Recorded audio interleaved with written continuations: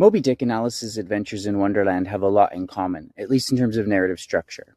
So the plot for each protagonist involves chasing a symbolic white animal. For Captain Ahab, the whale represents vengeance, and for Alice, the white rabbit represents the unbridled curiosity of youth. The other thing these two novels have in common is a straight shot trajectory. That means they hit the standard plot points one at a time in a simple and linear fashion without relationship arcs or secondary plot lines.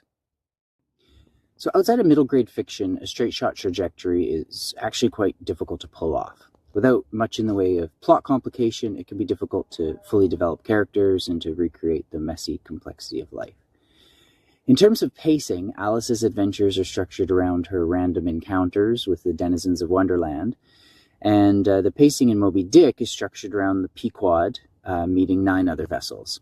So in both cases, this episodic approach does help to add complexity to what are otherwise two quite simple plot lines. Let's take a look at those. Let's look at Moby-Dick first. So Ahab's stasis is the time before his encounter with the white whale. His inciting incident is that first encounter. The whale smashes his ship, kills most of his crew, maims Ahab. So that's where he crystallizes his narrative goal. He's now going to get revenge against the whale, no matter what. So then he buys a new boat, equips it, gets a new crew, and sets sail. That's his point of no return. He's not reasonably going to turn back at that point. Then we have his rising action, which, as I noted, is structured around these 9 meetings with other boats. That all builds toward a false victory because this is a tragic structure. And so that's when one of the crew members spots the whale. Ahab comes out on deck. He's all excited.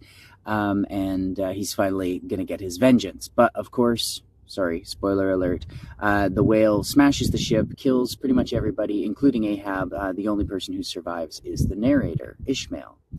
One important thing to note here is that the book begins around the point of no return. So the inciting incident and stasis are actually hidden in backstory. So we have to kind of intuit those, but they're obviously still there. In the second half of this video, I'm going to look at Alice's plot points and then at how both of these novels have persevered and become classics, even though they have this straight shot trajectory, which can have, as noted, some impacts on emotional draw and, on story complexity, on characterization, on all that stuff. But they are both doing some interesting things that's worth looking at.